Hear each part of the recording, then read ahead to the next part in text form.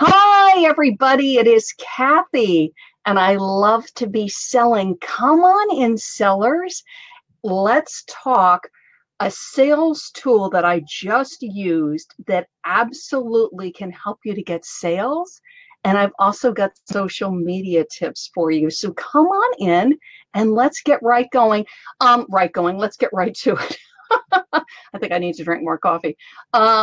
Let me know that you can hear me. So just comment hi, hello. Let me know how your weather is. Right here in New York City, we are having an absolutely gorgeous spring day. So come on in. Let me know how everything's going. Hi, Mary Jo. Good to see you. Thanks for joining me this morning. So what I wanted to address, first of all, for our newer sellers and also for more experienced sellers that may forget, because sometimes we're in a rush when we're shipping. We get a lot of sales, yay, and we're just, clicking and shipping and clicking and shipping and clicking and shipping, and you can make this mistake, and this mistake can cost you money. So you don't want to make this error. Hi, good morning, Elizabeth from Arkansas. Thank you so much. Hi, Jennifer. How are you?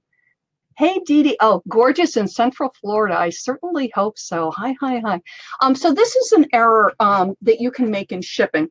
I shop on eBay a lot. I love shopping on eBay. So I got an item, and it came in a priority mail box, and I'm in New York, and the person that I bought from was in California. And the item weighed between 3 and 4 pounds. So they had it in this box. It's a regular priority box, which means they have to pay whatever the priority shipping is from California to New York. And the price was actually displayed on it, so I knew how much that they had paid, okay? Now, just to let you know, when you have an item that is several pounds and you are shipping, if you're on one coast to another coast, but this can even be true if you're Midwest to either coast, north shipping to south and vice versa, is whenever it starts to cost you more than like $10, $12, $13 to ship, one, see if it's going to fit into, I'm grabbing it over here, I have my shipping supplies over here. See if it'll fit in a padded flat rate envelope, because that's going to be the same no matter where you ship in the United States. And that's going to only cost you, if I remember correctly, 6 and change, depending if you're a top rated seller or not. It might be 7 and change. So that's one choice. So you could fit in a padded flat rate envelope. You will be amazed at what you can fit into a padded flat rate envelope. You can fit a pair of blue jeans. You can fit ballerina flats. You can fit a bunch of toys. You can fit a collectible, as long as you bubble wrap it and box it, and then you put it into the padded flat rate envelope. For this item, because it was this big, what they could have done, and again, this was California to New York. If it was a shorter distance, like only within 3 or 4 states, take a look at the regional rate boxes, because they can be big money savers. But the item would have fit in a medium flat rate box and save the seller quite a few dollars. Medium flat rate boxes come in this size, which is very square. A lot of boots or a gown can fit in a medium flat rate box. And the medium flat rate also comes in this shape. I'm going to box this down. It's like a square box. I call it a boxy box. And it's almost the same shape as what the seller sent me. And they would have saved themselves a few dollars in the medium flat rate box. They come in 2 sizes, both medium flat rate. So if you're new to shipping, and this can happen if all of a sudden you expand into an area that you're not familiar with shipping in. You know what I mean? Like you've always been selling collectibles and now you're selling shoes. Or you've always sold shoes and now you're getting into boots. Is whenever you expand into a new area of inventory, take a look at your box selection and take a look at your flat rate selection, your padded priority mailers, your regional A and B, your medium flat rates. And I always order the regionals and the medium flat rate come in 2 sizes. A more square size, hang on a second, I'll pull it up again. A more square size like this, see that? And then what I call the boxy box size, which is this. Whoop, there we go. And I always get them in both sizes. They're free on the USPS website. I keep them organized. I actually have dividers, so it's regional A, regional B, medium flat rate, and I put both sizes under each tab. And I have it on the floor in one of my closets. So I can quickly flip through, grab the correct size, and save myself some money. I'm either doing free shipping, so then I definitely want to be saving money, right? So I'm giving the priority mail shipping. I'm just saving myself some money by doing it with a regional or a flat rate. So if you're new, if you're expanding into a new category, you definitely want to hop on the USPS website and make sure that you have a good assortment of the regional and the flat rate. And my other tip for you on shipping supplies, whenever I'm halfway through, so when I'm about halfway through my supply of whatever size box or padded mailer I'm using, I hop on the USPS website and order more. For me, being in New York, because for this area they ship from New Jersey, I get them pretty fast. They've been very fast lately, like within a couple of days. If it is the holidays, I make sure that I am really stocked up because they do get backlogged and it does slow down. So make sure that you keep your supply of those flat rates all ready for you. Comment WOW, W-O-W, and I'm going to send you some sales and some social media tips. So this is what I wanted to tell you that I've been looking at on eBay is under your seller hub, and actually let me go there so I'm telling you exactly right. You are going to see a tab that says growth, okay? And I know we have so many tabs, right? You have overview, orders, listings, marketing, performance, and growth. And underneath growth, it says beta, okay? And when you click growth, it shows you underperforming listings. Now, my best understanding of the growth tool, and I've talked to a couple of eBay staff on this, is that it's generated by bots. It's computerized. They're pulling certain data on your listings, and they end up under the growth tab. And comment WOW, W-O-W, and I'm going to send you some sales and social media tips. Now, the growth tool.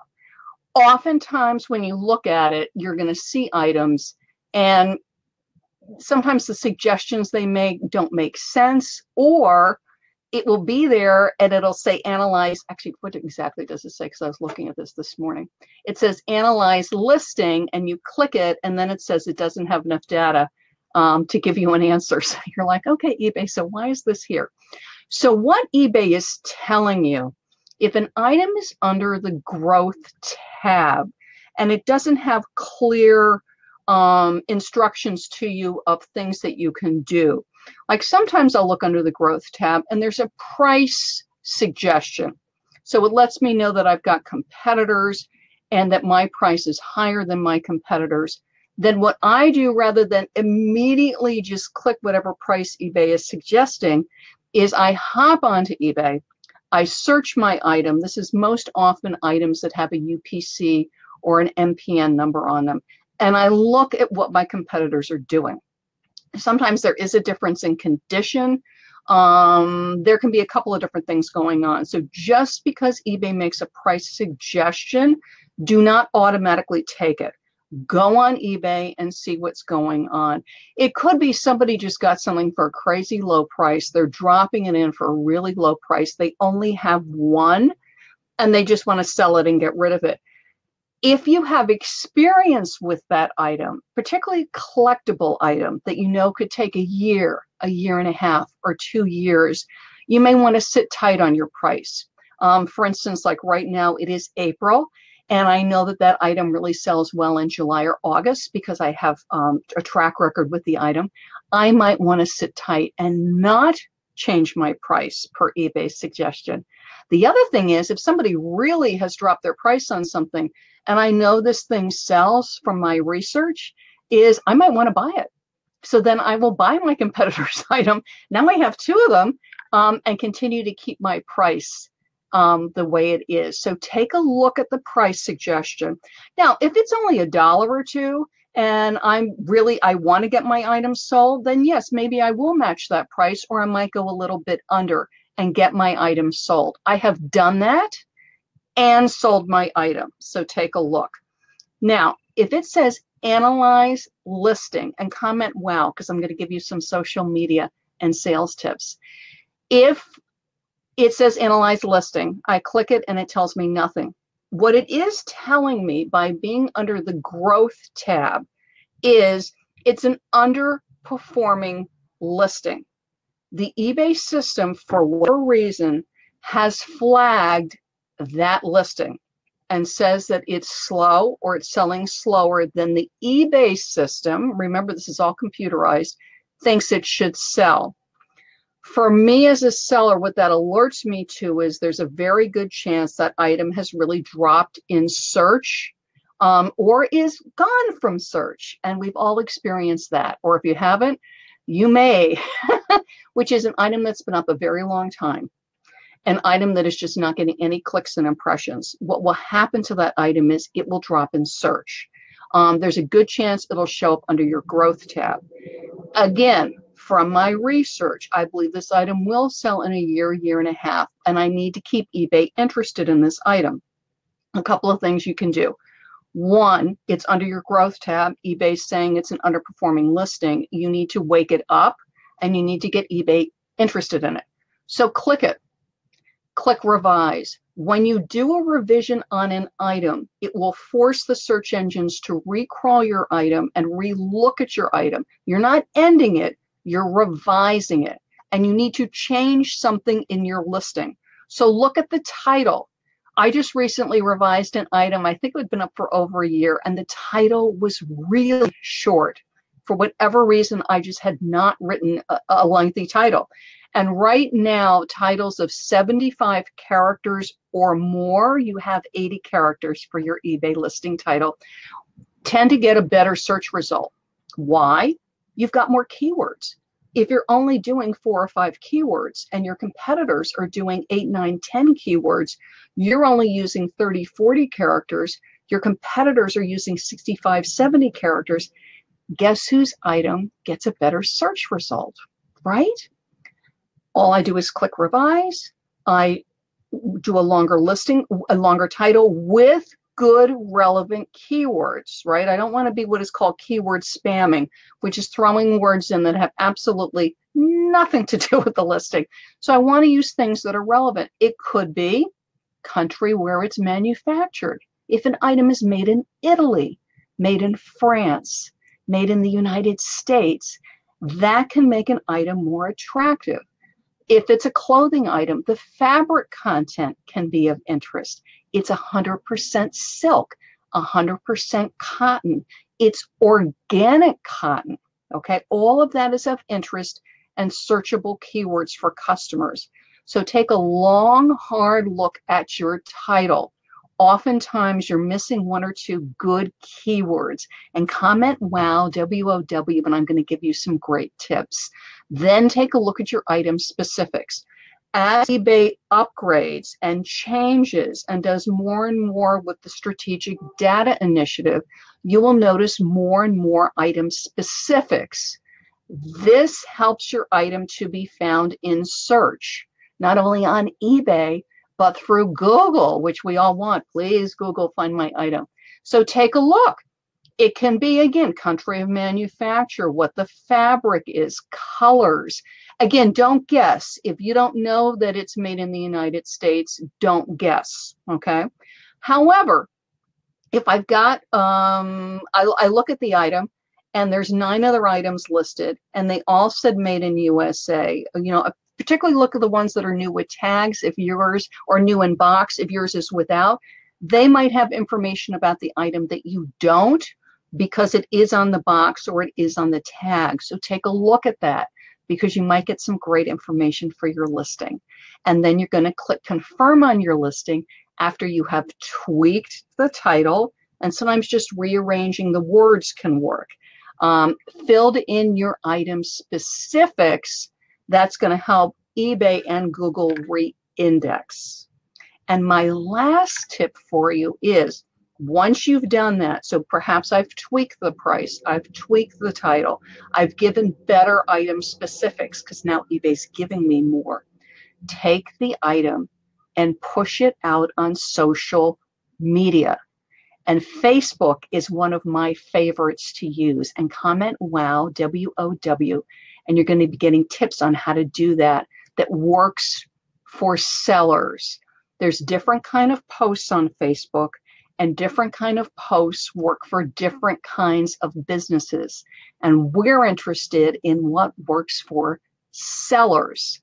But Facebook is very specific. There has been some updates recently that have hurt people's search on Facebook, your availability of your post on Facebook, how many people it reaches. So comment wow, and you're going to get great tips that work on Facebook. And then my last comment, I was going to say, I'm giving you a bonus now, is if you do not have a Facebook business page, you want one if you are posting your items for sale on Facebook. And you do not need an eBay store to have a Facebook business page. It is free, and comment wow, and you're going to get some tips on that. It is against Facebook's terms of service to be posting your products on your personal profile. And your personal profile, when you log into Facebook, that's who you are, right? That is a personal profile, and you're going to want to have a Facebook business page.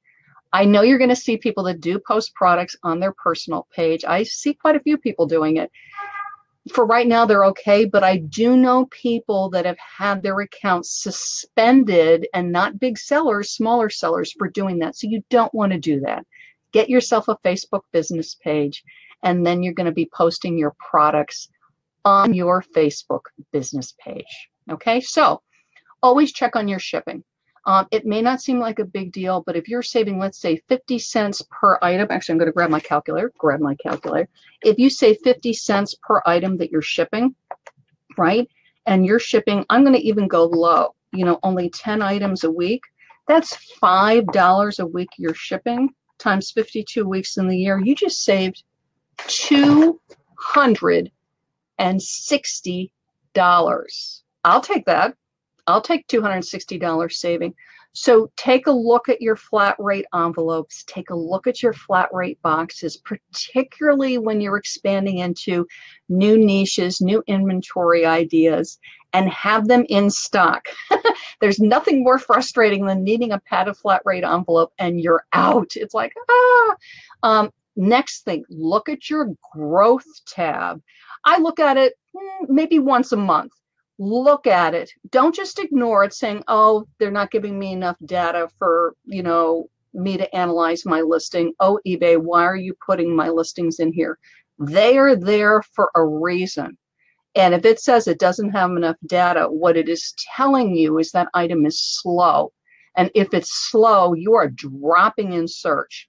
And if you want that item to sell, 2 minutes. Go in, click revise, tweak your keywords, take a look at your pictures. If you've only got 1 or 2, perhaps take some more pictures and get them up, but tweak your listing so it gets re-indexed by eBay search and Google search. Then once it's done, take it and put it very socially on your Facebook business page. And you're going to comment, wow, W-O-W, and you're going to get some great tips on how to do that. And let me just see how everybody's doing. Yay.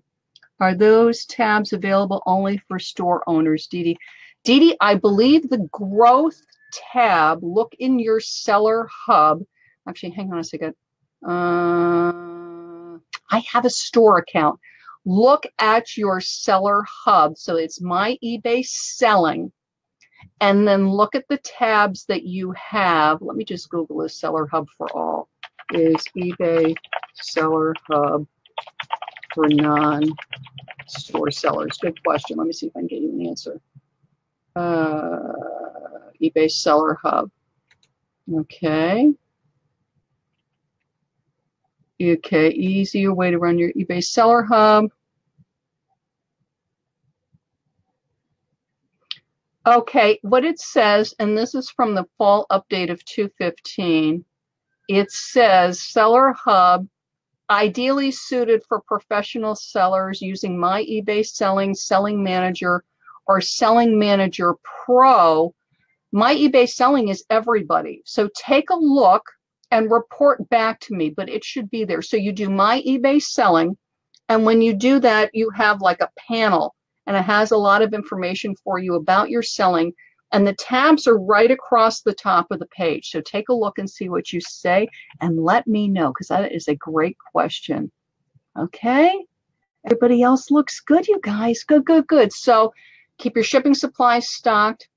Don't assume, because a lot of times I go, oh, you know, there's no way that would fit into a regional A or a medium, whatever.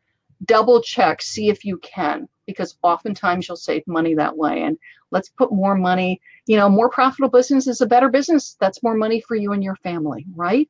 And then take a look under that growth tab if you've got it in your seller hub, and go in there and tweak those listings, because that can give you an immediate boost in search, and that can help you to get sales.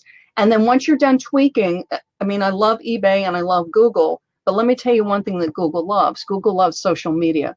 So then take that item and then push it out on your Facebook business page, okay? And you're going to comment, wow, and get tips on how to do that. Great, you guys. Thanks so much for joining me. I'm Kathy, and I love to be selling. Bye-bye.